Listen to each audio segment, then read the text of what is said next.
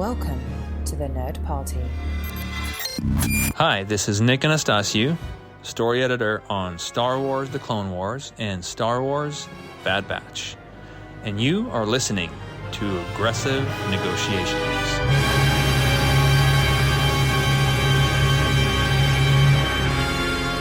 Well, hello and welcome to Aggressive Negotiations, and I am just one of the hosts here, Jedi Master Matthew Rushing, and coming at you from the chilly corner of Hoth. And with me, as he is every single week, the wonderfully bundled Jedi Master, John Mills. Yes, and in fact, because of the weather, I have figured out a way to create a pumpkin spice scent for my lightsaber. So now, as we battle the forces of evil, we will be treated to the pleasant smell of pumpkin spice, since we are getting ready to enter spooky season here in the Star Wars galaxy and every galaxy in between.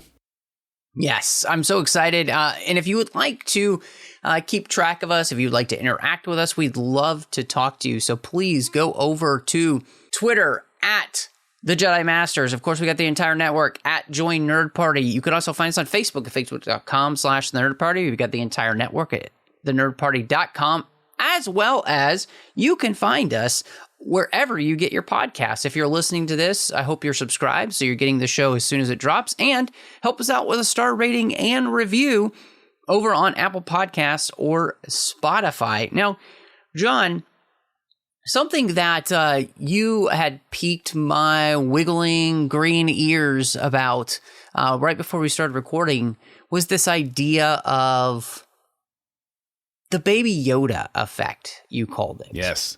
And, you know, of course, The Mandalorian coming along on the air a few years back now and just shocking everybody where you've got this character that we all affectionately know as Baby Yoda, even though his name is Grogu.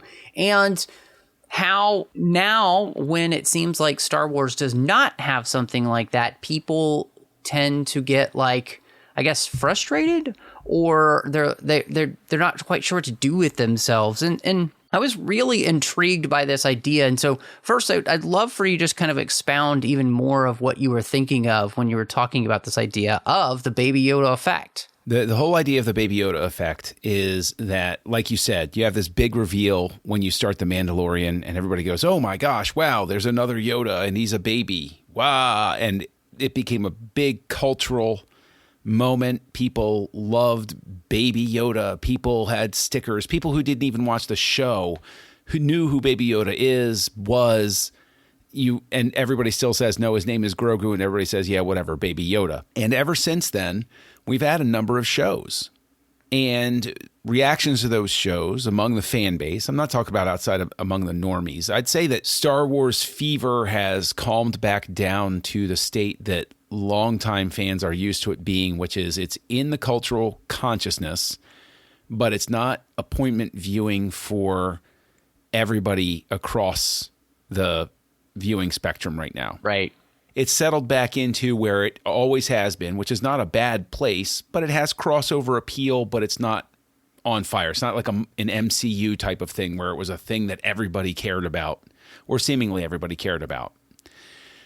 And I'm just saying that with this effect, I say that it's probably created something of a subconscious expectation among viewers that every series will have some component like that baked in. And what we're finding is, no, Grogu was a once in a Star Wars generation type of thing. The reveal that Sabine was training to be a Jedi was greeted with a murmur overall, it seemed, where people just started arguing about whether that was okay or whether they were good with it. Instead of saying, wow, I didn't expect that, they all said, so I don't know how I feel about that. I don't know if they were going for a Baby Yoda effect or if they've just been trapped by the magnitude of the first one. Yeah. I mean, I think it's a great question. I have one back for you. So when we think about the idea of Baby Yoda being introduced into the show in the first place, why do you think they went that route other than that, you know, Jon Favreau had this idea of, having this character. But do you think in some ways that it was specifically done as a way to draw people in to the show? Because, without that character, for anyone who isn't a longtime fan of Star Wars, what else would they necessarily be drawn into The Mandalorian about? Because I don't know what else would catch their fancy. Like, when you kind of just mentioned, instead of being the Uber fan, just kind of the normal everyday viewer, say, you like to use the example a lot, I think, in it rightly so, of your wife who's, not somebody who's super into Star Wars or whatever. Would there be anything with somebody like her that would draw her into The Mandalorian if it wasn't there? Honestly, I can say no. I think that when Luke showed up, that she was pleased to see that. That was a pleasant surprise for her, but you had to get to that point. Whereas with Baby Yoda, that was that immediate shock. And I think that created the momentum for somebody like her. And I think as we sit here talking about it, though, I wonder, in a sense, if Star Wars finds itself a victim of this sort of effect going all the way back to the original series, the original trilogy, as it's known, with the reveal of I Am Your Father. Right. That became a thing that for 3 years, for those of you listening that are too young to remember that time period, it was obsessed about. Right. Was he telling the truth? Was he lying? Is it real? Is it false? Is it this? Is it that? Blah, blah, blah. Nowadays, you look back on it, it's like, yeah, it's obvious he's telling the truth. Yeah. But then when you got to the prequels, the question of Anakin's lineage, his father, was a big question. And then we found out that he was a miraculous birth. And the effect was more along the lines of what we're seeing with Sabine training to be a Jedi. It was immediately arguing about whether they like the idea. And then, so maybe, I don't know, maybe I'm off base. Maybe it's not the Baby Yoda effect. Maybe it's just I'll still stick to that as a phrase, but do you think that Star Wars has victimized itself with that since the beginning? There is this effect of, if we want things to surprise us, and just do something different. And I think, one of the things that I think the Baby Yoda effect is actually a good way to put it, because, when you think about that character, especially in Star Wars, we only had one other character like that before. It was Yaddle, and we knew nothing about her until Tales of the Jedi. And so this is something which is so special, so different, that it really would capture your imagination. And the same way, I think, when you think all the way back to where you are in the original trilogy, nothing, I think, really, at that point, is more unexpected than for Darth Vader to be the father of this character that you love. The greatest evil in the universe is the father of the greatest good in the universe. And I almost wonder if it's not just necessarily the Baby Yoda effect, but if we've just been so accustomed to our entertainment trying to almost like shock value us, Yeah. And then when the shock doesn't really live up to us, or it like, I think you bringing up the Sabine thing is such a perfect thing right now, because yeah, I do feel like, unfortunately, instead of people being like, oh, this is awesome, this is so cool, I wonder how this is all going to play out, it's immediate like kind of complaints about like, how does this fit in, and I don't understand. And one, we're also talking about things that are just happening, and the show's not finished yet, so let's judge things when they're actually complete. But two, it just seems like, unless it's like the miraculous, everything else we're just so ready to like poo-poo on that's new. And I don't really understand that. I feel like I'm rambling, but you know what I'm saying? Like, no, it's not. like, I don't get why we can't just enjoy things anymore. No, you know what? You're not rambling. And now the conversation gets bigger, and I think that's good, because I think you're absolutely right in this sense that we have all become accustomed to this dopamine rush that's almost drug-like. It's like a sugar rush every time a series comes out. Like Stranger Things comes out and everybody's got to watch everything and shotgun it and watch the whole thing right away. Or there's some new thing that people have to experience. And I think that there is a fleeting sense of enjoyment. Like, speaking as somebody who was a heavy cigarette smoker back in the day. Not anymore, thank goodness, but many years ago. The reason that the amount of cigarettes you consume increases is because one isn't enough anymore. It's worse than Pringles. You just got to keep going. And that high lasts less. And people may want to shrug and say, oh, aren't you overstating it? But no, you get a high from cigarettes. It's a different kind of high than doing other drugs, but it gives you a jolt. And the whole reason it calms your nerves is because you're training your body to rely on something. And I think that's the case, is yes. In addition to the Baby Yoda effect, we live in a place in time where the rush has gotten so frequent and so pronounced. We always need bigger and we need stronger, and it never lasts as long as we think it should. Example, who's talking about Barbenheimer anymore? That was all the rage for a long time, wasn't it? Hashtag Barbenheimer, all over the place. Yeah. Now it fades into the mists as everybody awaits, what's the next big rush I'm going to get? And this isn't old men yelling at the clouds thing. This is simply a function of how much content is being shoved at us constantly, and our desire to, our FOMO, basically. Fear of missing out. Yeah, no, I think that's right in some ways. And, I think, this is, I like the way you're going with that, because I do think that this is a larger conversation of, we have gotten so used to consuming and then leaving and consuming and then leaving. We're not ready for things to just stay and linger in any way. Just when I think about, something like Tales of the Jedi, or when I think of, what they're doing with Ahsoka, it feels as though it's very deliberate in what they're doing and why they're doing it. It was one of the complaints many people had about Andor. They felt like it was too slow. But by the time you get to the end, you understand why they're spending the time in the places that they do. Right. And I think that that's kind of what this show is doing. The same thing, heck, could be said for The Mandalorian. Many people were complaining about different Mandalorian episodes, in the first couple of seasons.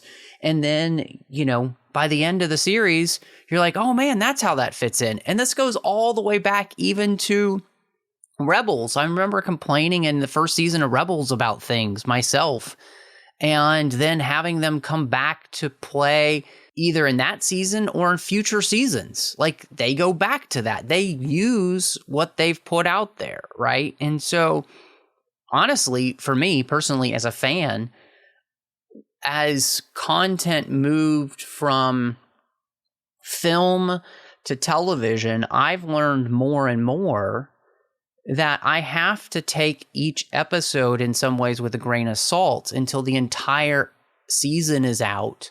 And then I can actually truly feel like I can judge something, because these seasons are really arc-long stories. Even The Mandalorian was like that. Season 1, Season 2, Season 3, they're all of these arc-long stories that I think have to be kind of judged together.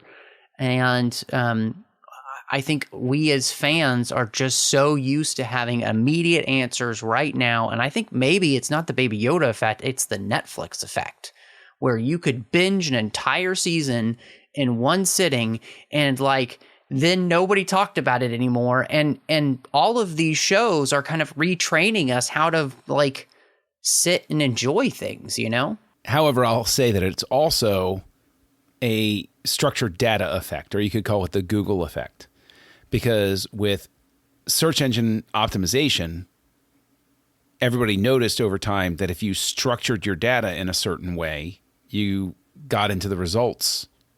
You got higher in the results. The bots favored you, And the joke now, of course, is, where's the best place to hide a body? The second page of Google results. So I think where you can go with this is, yes, I agree with you with the Netflix binge thing.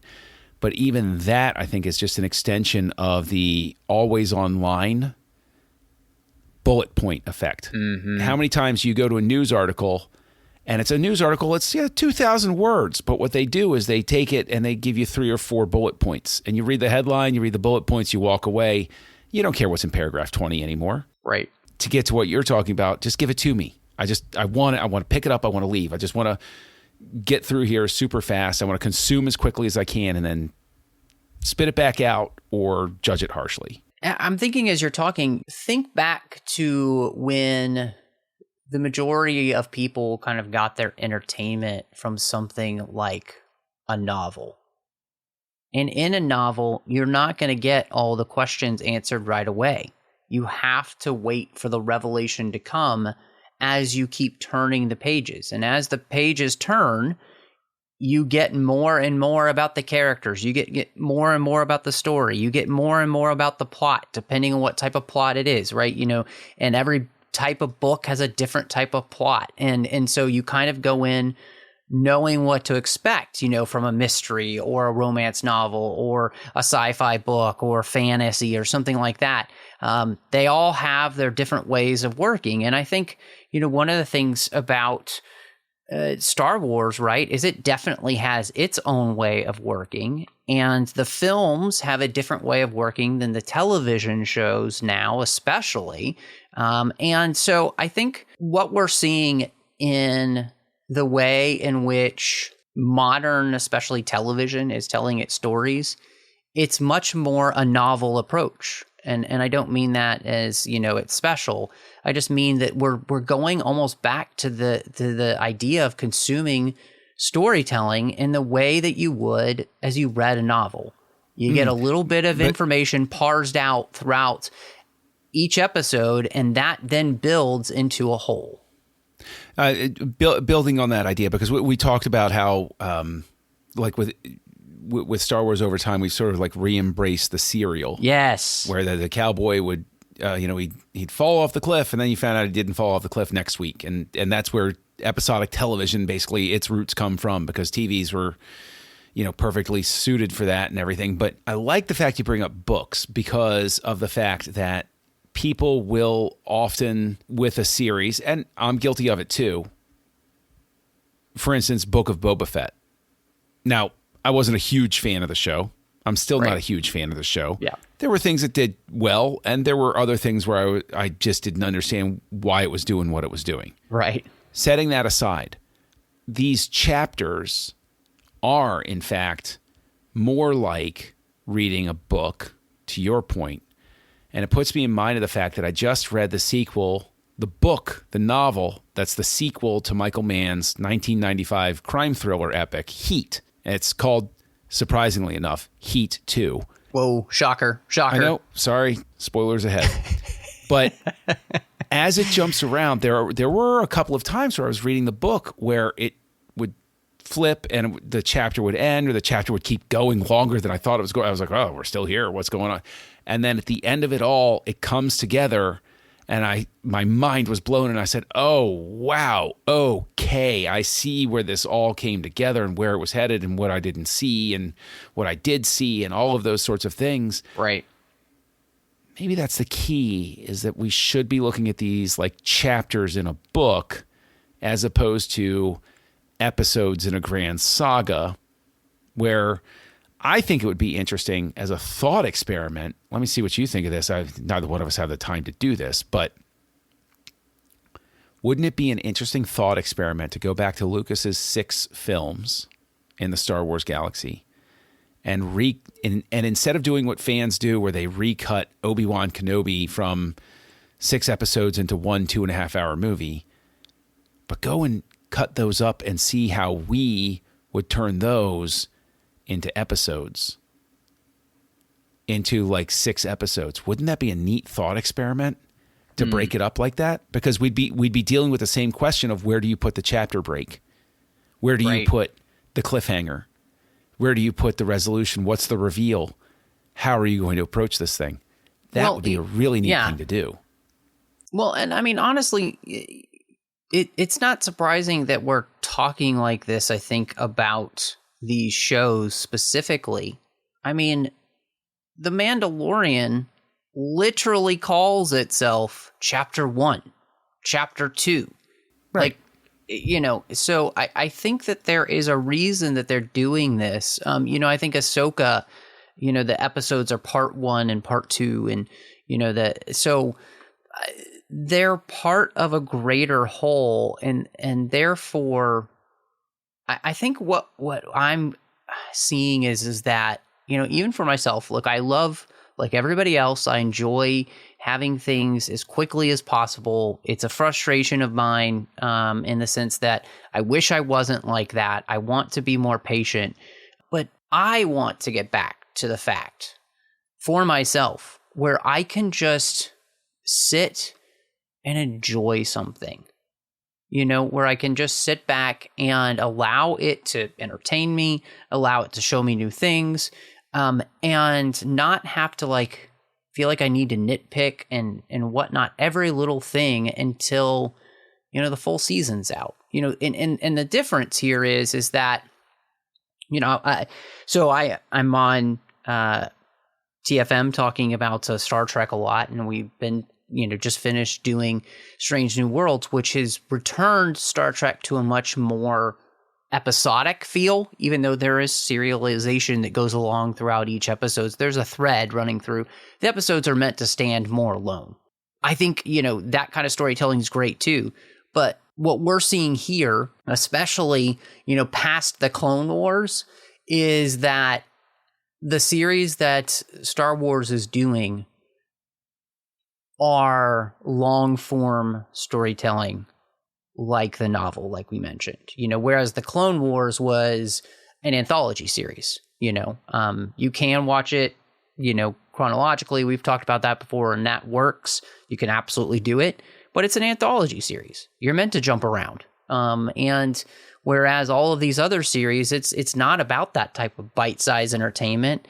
It's meant to be enjoyed all together. And so, I don't know. I'm actually really thankful that these shows have started coming out this way, so that I am forced to just sit and enjoy. That I'm forced to just be able to watch the episode, contemplate it, kind of think about it, maybe go back and watch it again before it comes, you know, it comes back the next week. And really just kind of mull over it and kind of get to, dare I say, enjoy the episodes. Or even just spend the time to go back and rewatch it and say, you know what, even if it didn't work for me on the first pass, let me give it another and see if I just wasn't in the frame of mind to see it. How many times have we watched all the way up to films? Yeah. I always cite one of my most famous personal examples. I despised the movie The Shining by Stanley Kubrick for decades. And then I rewatched it, and I said, you know, many decades, I'd seen it before. It wasn't like I saw it once and walked away. I saw it a few times. I was like, this just doesn't work for me. And then I watched it one more time, and I said, oh my gosh, I get it. I love this. It's fantastic. Yeah. No. Is it possible that you just need to give yourself that opportunity to come back and try it again? I would say that sometimes your criticisms might be reinforced, like us with the Obi-Wan series. Yep. Very open about that. We went back, we rewatched it, and it still didn't work as well as we thought it could have. Well, and the same thing, you know, happened for me. You spurred in my mind a film where that happened to me. I for the longest time thought that I hated E.T. And then I went back to E.T. and I rewatched it a couple years back, and it hit me completely different. And I love that film now. Partly because, you know, I realized the thematic elements that he's working with. Spielberg, you know, always been talking about his parents' divorce since it happened for him. And it hit me very hard, you know, now being a person who's experienced that with my own parents. And so, you know, I think that you're absolutely right. Our first reaction to things isn't always the one that's going to be right. And many times, a lot of times, whether it's with Star Wars or lots of other things, it's like I need to be able to sit with it, and then I need to be able to watch it again, and I can actually really feel like I have a full opinion because, I already know what to expect, and then I feel like I can judge the thing based on itself and not maybe my own expectations, So, yeah, I mean, I just think it's an interesting thing to be able to talk through as a fan because, Star Wars isn't the only fandom we struggle with this with, but I think Star Wars definitely, a lot more than other fandoms especially, seems to suffer from this where it just seems like how fast can I be to get my reaction out? How can I get my little bite-sized reaction out on Twitter that's going to light it up, And instead of just like mulling things over and thinking about things. Like I think I've tweeted maybe a couple of things about Ahsoka, and when I was watching the episode, it's like I tweeted,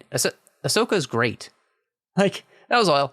Like, I don't have massive thoughts yet, mainly because I'm still waiting. But, I don't feel the need to just get out there and let my opinion be known until I feel like I have something very substantial to base that opinion on. So, well, I'll tell you what is substantial is the amount of hate mail that you get every time you do share that opinion. So if people want to send you more of that, where can they find you online?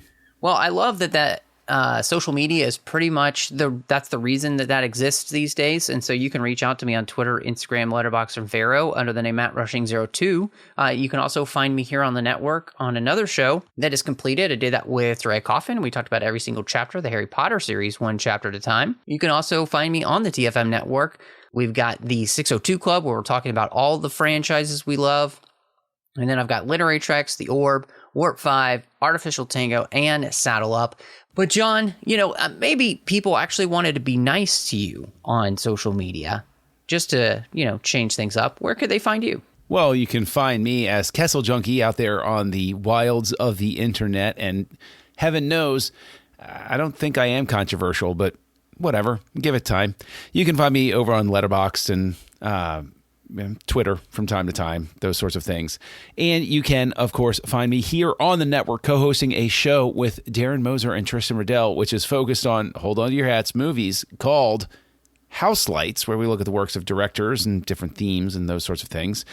But I'll tell you what, I think that the pitchfork and torches crowd might be closing in on the temple here. So Master Rushing, I think it's time to close these negotiations. John, negotiations are closed. Join the revolution. Join the Nerd Party.